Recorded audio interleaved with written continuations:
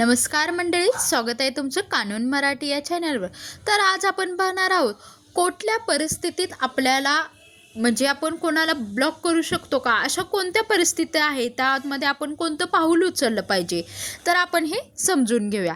समजा तुम्ही सोशल मीडियावर आहात, एक व्यक्ती वारंवार तुम्हाला मेसेज कॉल करून स्टेटसवरून कमेंट करत आहे, तुम्हाला वारंवार त्रास देत आहे।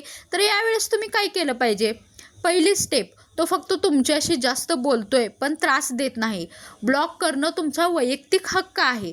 दुसरी स्टेप, तो तुमच्याविषयी खोटी माहिती पसरवत आहे, तुमची बदनामी करत आहे, ही बदनामी डिफॉमेशनच्या केसमध्ये येऊ शकते। तिसरी स्टेप, तो सतत मेसेज करून तुम्हाला त्रास देतोय, धमकी देतोय, हे सायबर स्टॉकिंग आहे, हॅरॅसमेंट आहे। हा जो काही प्रकार आहे तो एका गुन्ह्यामुळे मोडतो।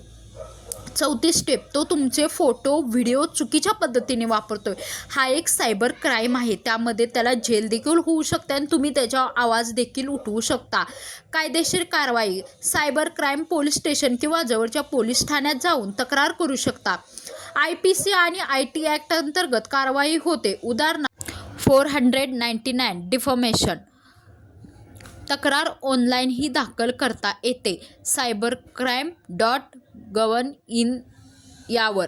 साधं लक्षात ठेवा, ब्लॉक करणं हा तुमचा हक्क आहे, पण जास्ती त्रास, धमकी किंवा बदनामी झाली तर फक्त ब्लॉक करून चालणार नाही, कायदेशीर पाऊल उचलणं देखील गरजेचं आहे। हे तुम्हाला माहिती असणं गरजेचं आहे। त्यामुळे एखादा व्यक्ती जर तुमची बदनामी करत असेल किंवा तुम्हाला जर सातत्यानं त्रास देत असेल, डिजिटल मार्केट आपण आता बघतो की सोशल मीडियावर आपण प्रत्येकजण असतो, काही वेळेला एकेकांचे फोटोज व्हायरल होतात, एकेकांचे व्हिडिओज व्हायरल होतात, तुम्हाला मेसेजद्वारे DMद्वारे विचित्र प्रकारे, कमेंट्सद्वारे विचित्र प्रकारे बोललं जातं।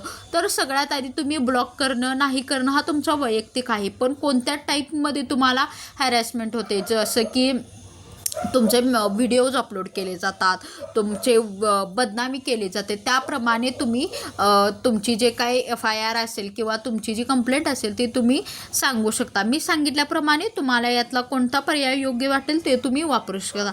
आणि अशा जर कोणत्या समस्यांची तुम्हाला माहिती हवी असल्यास तर कमेंट करून नक्कीच विचारा। धन्यवाद।